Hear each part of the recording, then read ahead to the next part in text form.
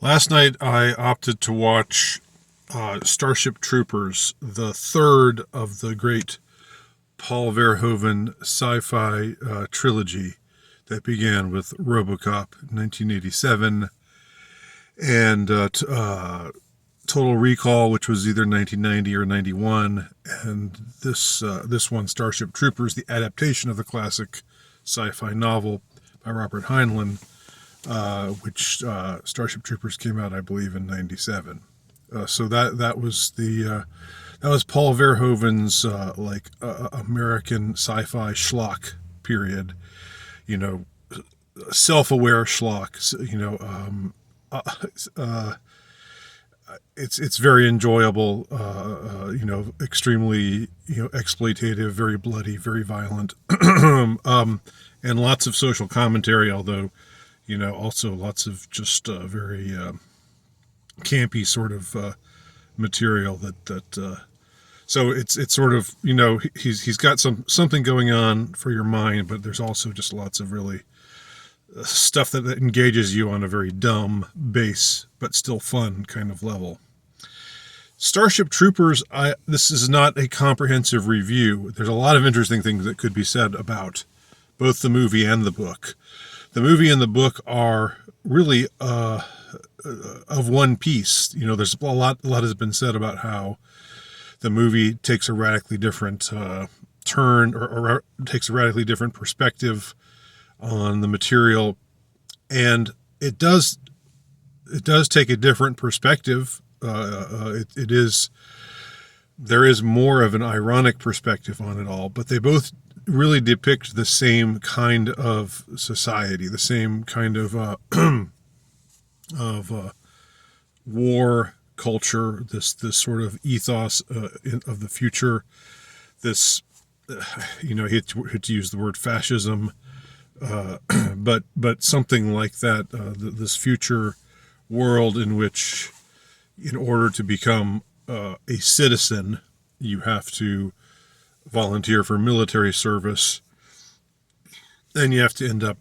In this case, there's a huge galactic war on with an enemy that's only referred to as the bugs, and so you have to not only join up in the military, and the military is very very harsh. It's much easier to get washed out in this kind of this type of military, the military of the future that's depicted in Starship Troopers, both in Heinlein's book and in the movie. It's tougher. It's no holds barred. They can do whatever they want to you. There's no lawsuits if your feelings get hurt by something the drill instructor says or anything like that.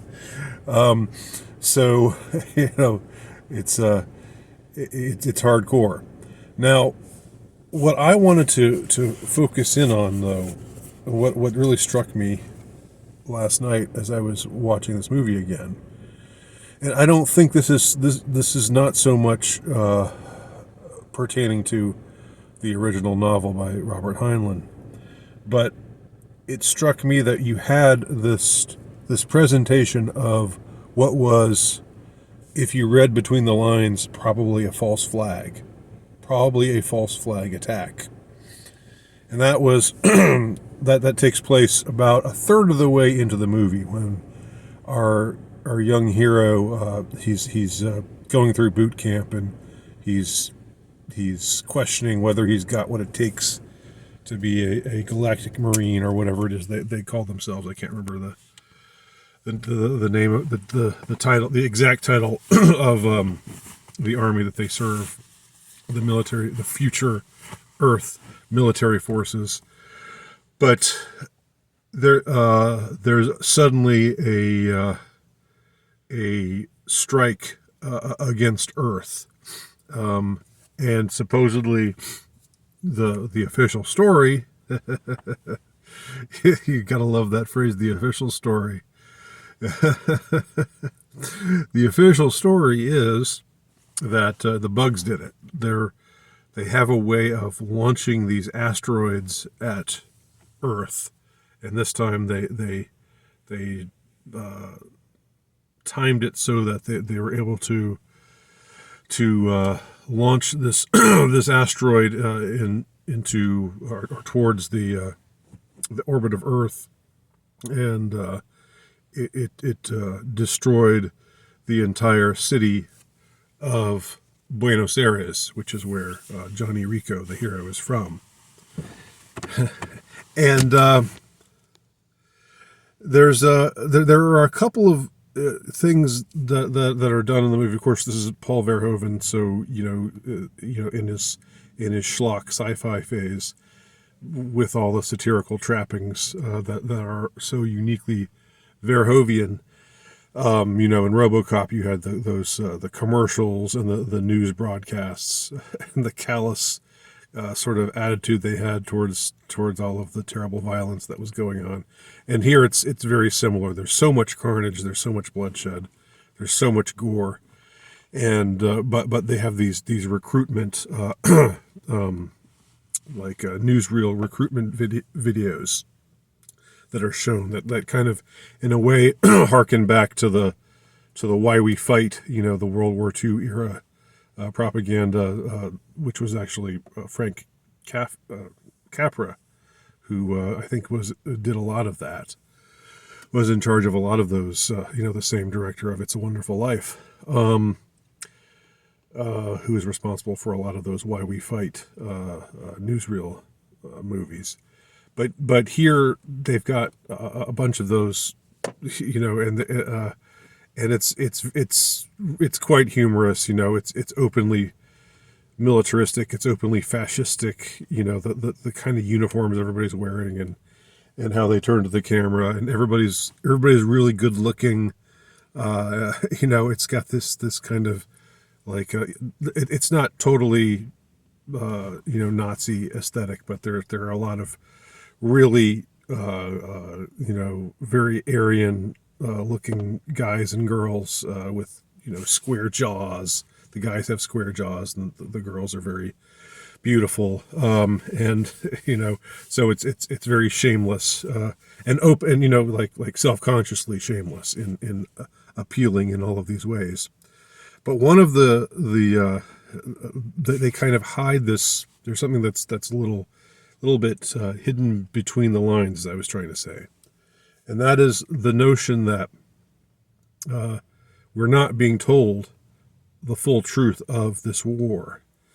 That, in fact, the war, and I remember Heinlein says this in his book, because Heinlein was, he was a social Darwinist, essentially.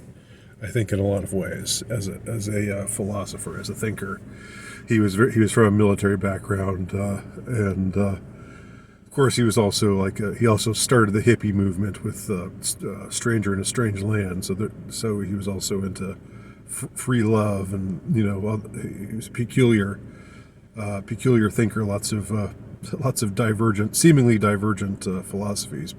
I guess they don't necessarily diverge, or they don't necessarily contradict each other. Free love and extreme militarism. But anyway, he says at one point it doesn't really matter what he has his narrator say. It doesn't really matter whether we started the war or the bugs started the war. The fact is we both want the same real estate. I remember him using the term real estate. So they're both expansive civilizations. Of course, the bugs are just this horrific, hive mind kind of creature. They're like the Borg in Star Trek, except less human. The Borg are still humanoid in form, just sort of cyberpunk-looking humanoids, but the bugs are bugs, and in the movie they're like these hideous sorts of. Some of them look like grasshoppers. Some of them are, like big locusts. Some of them are, I don't even know how to describe, like the more, like the there's a hierarchy. There's like the worker bugs, and then there's the brain bug, and it looks different. It's got more of a solid kind of exoskeleton sort of a body. But anyway, it's implied at one point that this was there needn't be this war at all. That these two groups, these two civilizations, could just stay out of each other's way, and that in fact, it's suggested that the people in charge of Earth, the political elite, have fomented this war. They've started it. They were the ones who in fact took this kind of belligerent action to ignite a war with the bugs, because they wanted to use, because essentially it was like they wanted to use the armed forces as cannon fodder to in order to eventually fight and exterminate this other race, in order to fuel their expansionist, imperialist ambitions. And so there's this critique. It's hidden. It's not really hidden that deep, though. You don't really have to look that hard for it. Although it is interestingly done the way Paul Verhoeven films the movie, because on the one hand it's like this war movie, this adventure movie with a lot of blood and gore, and there's the people dying left and right in horrible ways, and just it's this harrowing kind of future war against this vicious enemy. And so you in those kind of scenes you root on the grunts, the the people who have signed up for all of this. After all, in this future, this is the military is all strictly voluntary. They don't make anybody go who doesn't want to. But it's like, if you want to be a if you want to qualify as a civilian and get all of the privileges that a civilian gets, that you have to qualify it through military service. So anyway, the bugs supposedly strike Buenos Aires, and Johnny, as he's calling his parents, because he's about to wash out, he's about to go home, and they look around and say, "Boy, it's gotten kind of dark all of a sudden." And then he finds out a few minutes later from a female cadet. She tells him, "The bugs whacked us, Johnny," and it turns out they've just destroyed. They just wiped out Buenos Aires and a bunch of other places on Earth. But you don't really have to look that hard, even though it's never directly stated. You don't have to look that hard to for it to occur to you that maybe the bugs didn't do this at all. That maybe this might have been a false flag, because it certainly got the war ignited. It gave more and more people motivation to join up, and fueled the military-industrial complex. And this was all 4 years before what? 4 years before 9/11, right? Exactly. So that's what I find kind of extraordinary about this movie. It was very prescient in that regard. It really predicted the war on terror era of the early to mid aughts. Very like with frightening prescience, even though it's set in the future and it's schlocky sci-fi and it's highly satirical and all of that. There's all these other things that would keep certain people from taking it seriously, but I do know that Paul Verhoeven is skilled filmmaker, and that even when he makes stuff like this that is on one level, schlocky, exploitative, grindhouse cinema, on the other, there's another side to it that has greater intelligence. The same was true of RoboCop. Same is true of Total Recall. So that was something I just wanted to talk about today, because it struck me as I rewatched the movie. It struck me in a way that hadn't ever struck me before.